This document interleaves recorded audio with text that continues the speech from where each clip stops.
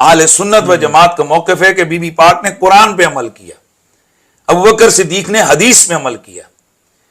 تو حدیث کے سننے میں بھی تو غلطی لگ سکتی ہے ابوبکر صدیق رضی اللہ تعالیٰ عنہ کو،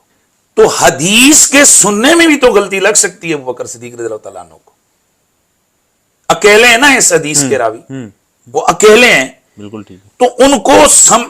سمجھنے میں خطا اعتادی لگ سکتی ہے، تو ان کو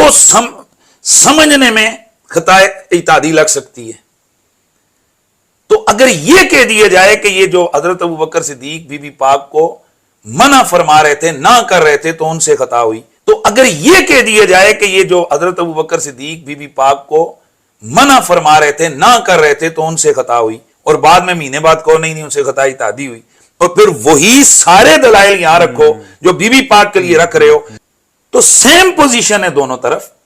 کہ جو حدیث میں عمل کر رہے اگر اس کے لیے خطا اعتادی آپ ثابت کرنے کی کوشش کریں تو یہ آپ اہل سنت سے خارج ہو جائیں گے۔ تو جو قرآن پہ عمل کر رہی ہے، کہ سب سے پہلی بات یہ ہے کہ اگر بالفرض ہم تسلیم کر بھی لیں، اول تو ایسا تسلیم نہیں ہے کہ سیدنا صدیق اکبر رضی اللہ تعالی عنہ سے یہ حدیث پاک مروی ہو، تو اس کا مطلب کیا ہوا کہ نعوذ باللہ سیدنا صدیق اکبر رضی اللہ تعالی عنہ نے بلا تحقیق تفتیش کے اس حدیث پاک کو آگے بیان کر دیا؟ اول تو ایسا ہے ہی غلط۔ امام شمس الدین ذہبی رحمۃ اللہ تعالی علیہ نے اور دیگر علماء نے اس بات کو لکھا کہ سب سے پہلے حدیث کو لینے کے اندر احتیاط برتنے والی شخصیت یہ حضرت سیدنا ابوبکر صدیق رضی اللہ تعالی عنہ کی ذات کی ہے۔ آپ دیکھیں کہ صدیق اکبر رضی اللہ تعالی عنہ اعلان نبوت سے پہلے نبی پاک صلی اللہ علیہ وسلم کے ساتھ رہتے تھے، 16 سال کی آپ کی عمر تھی، اسی وقت نبی پاک صلی اللہ علیہ وسلم سے آپ کی دوستی ہوئی، اور آخر عمر تک آپ حضور پاک صلی اللہ علیہ وسلم کے ساتھ رہتے رہے، لیکن اس کے باوجود ان کی احادیث کی تعداد آپ کو بہت تھوڑی ملے گی۔ بالکل کیوں؟ حالانکہ بلا شبہ آپ نے سب سے زیادہ حدیث نبی پاک صلی اللہ علیہ وسلم سے سنی ہے، کیونکہ رہے سب سے زیادہ آپ نبی پاک صلی اللہ علیہ وسلم کے ساتھ ہیں۔ تو ایک تو اس لیے کہ آپ نبی پاک صلی اللہ علیہ وسلم کے زمانے کے بعد، وصال فرمانے کے بعد آپ رضی اللہ تعالی عنہ یہ 2 سے 2.25 سال تک دنیا میں رہے، تو زیادہ اس لیے پھیلانے کا موقع بھی نہیں ملا۔ دوسرا، آپ بیان کرنے میں بہت احتیاط برتتے تھے، حضور پاک صلی اللہ علیہ وسلم کی حدیثوں کو ایسے ہی بیان نہیں کرتے تھے، بلکہ بعض اوقات ایسے واقعات پیش آئے کہ کسی نے حدیث بیان کی تو اس سے گواہ طلب کیا کہ اس میں گواہ لے کر آؤ، تو کیا ایسے ہی حضرت ابوبکر صدیق رضی اللہ تعالی عنہ اس حدیث پاک کو بیان کر دیں گے؟ اگر بالفرض آپ سے ہی حدیث پاک مروی ہوتی تو بھی آپ تحقیق و تفتیش کے ساتھ ہی اسے بیان کرتے۔ نمبر 2، اگر آپ نے اس کو بیان کیا تو کیا صحابہ کرام علیہم رضوان دیگر سامنے موجود نہیں تھے؟ بہت سارے صحابہ کرام علیہم رضوان کہتے کہ یہ تو ہم نے سنا ہی نہیں نبی پاک صلی اللہ تعالیٰ علیہ وآلہ وسلم سے، یہ آپ کیا بیان کر رہے ہیں؟ حالانکہ کسی نے بھی ایسا نہیں کہا۔ دوسری بات یہ کہ یہ معاملہ، یہ والی حدیث مبارکہ یہ تقریباً 13 صحابہ کرام علیہم رضوان سے مروی ہے،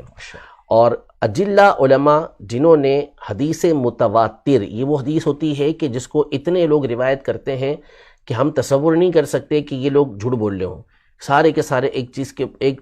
بات کے اوپر جمع ہو گئے، اور پھر ہر دور کے اندر اتنے افراد موجود رہے ہوں کہ جنہوں نے یہ حدیث مبارکہ اتنے ہی افراد نے آگے روایت کیا ہو کہ ان کو سن کر نہ لگے کہ یہ جھوٹ پہ جمع ہو سکتے ہیں، ایسا ہو نہیں سکتا۔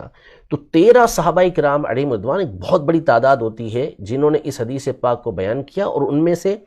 8 تو وہ صحابہ کرام علیہم رضوان ہیں جو عشرہ مبشرہ سے تعلق رکھتے ہیں۔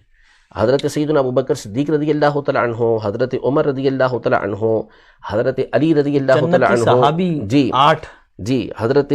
علی رضی اللہ تعالی عنہ، حضرت طلحہ بن عبید اللہ رضی اللہ تعالی عنہ، حضرت سعد بن ابی وقاص رضی اللہ تعالی عنہ، حضرت زبیر رضی اللہ تعالی عنہ، حضرت عبد الرحمن بن عوف رضی اللہ تعالی عنہ، حضرت عثمان رضی اللہ تعالی عنہ، یہ اتنے سارے صحابہ کرام، ان میں سے 8 تو وہ ہیں کہ جو عشرہ مبشرہ سے تعلق رکھتے ہیں، اور ان تمام کی روایت یہ امام بخاری نے حضرت ابوبکر صدیق رضی اللہ عنہ سے روایت کیا، حضرت ابو ہریرہ رضی اللہ عنہ سے روایت کیا، پھر اس کے بعد حضرت عمر رضی اللہ تعالی عنہ سے روایت کیا، حضرت عثمان رضی اللہ عنہ سے روایت کیا، حضرت طلحہ رضی اللہ تعالی عنہ سے امام نسائی نے روایت کیا۔ تو یہ سارے موجود تھے، اور ہوا یہ کہ یہ کوئی ایک دفعہ کا معاملہ نہیں ہوا۔ خود حضرت سیدنا علی المرتضیٰ کرم اللہ تعالیٰ وجہہ الکریم اور حضرت عباس رضی اللہ تعالیٰ عنہ جو نبی پاک صلی اللہ علیہ وسلم کے چچا ہیں، یہ ایک معاملہ لے کر حضرت عمر رضی اللہ عنہ کے پاس آئے، تو اس وقت صحابہ کرام علیہم رضوان میں سے یہ عشرہ مبشرہ کے افراد اور ایک جماعت موجود تھی، تو ان سے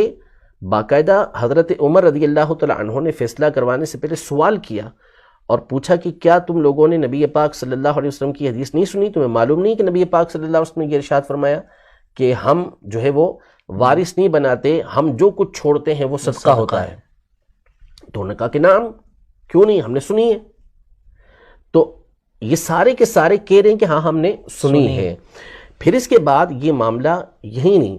بلکہ مسند احمد کی حدیث مبارکہ ہے کہ ازواج مطہرات، کیونکہ اگر ہم وراثت کی بات کریں تو ان کا بھی حصہ نبی پاک صلی اللہ علیہ وسلم کی وراثت سے بنتا تھا۔ اکبر کی جو صاحبزادی حضرت تو حضرت عائشہ رضی اللہ تعالیٰ عنہ، ازواج مطہرات نے اس بات کا ارادہ کیا کہ وہ حضرت عثمان غنی رضی اللہ تعالیٰ عنہ کو بھیجیں اور وراثت کا مطالبہ کریں، تو حضرت عائشہ رضی اللہ تعالیٰ عنہ نے ان سے کہا کہ تمہیں یاد نہیں، کہ تمہیں معلوم نہیں کہ نبی پاک صلی اللہ تعالیٰ علیہ وسلم نے یہ ارشاد فرمایا تھا کہ ہم وارث نہیں بناتے، کہ ہمارا وارث نہیں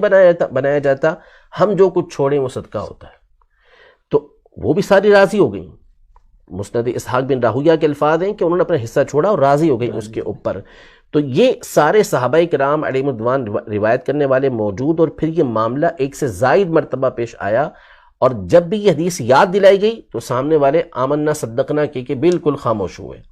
تو اب یہ کہنا کہ صدیق اکبر رضی اللہ تعالیٰ عنہ ہی اس حدیث پاک کو روایت کرنے والے، پہلی تو بنیادی بات یہی غلط، اور بالفرض اگر آپ روایت کرنے والے اکیلے ہوتے بھی تو بھی وہاں پر صحابہ کرام علیہم رضوان کی جماعت موجود تھی جو کسی لومت اللائم کی پرواہ نہیں کرتی تھی، کسی ملامت کرنے والے کی ملامت سے ڈرتی نہیں تھی، وہ صاف کہہ سکتی تھی، لیکن ان تمام نے اس بات کو قبول کیا کہ ہاں یہ بات ایسے ہی ہے جیسا کہ سیدنا صدیق اکبر رضی اللہ تعالیٰ عنہ یہ ارشاد فرما رہے ہیں۔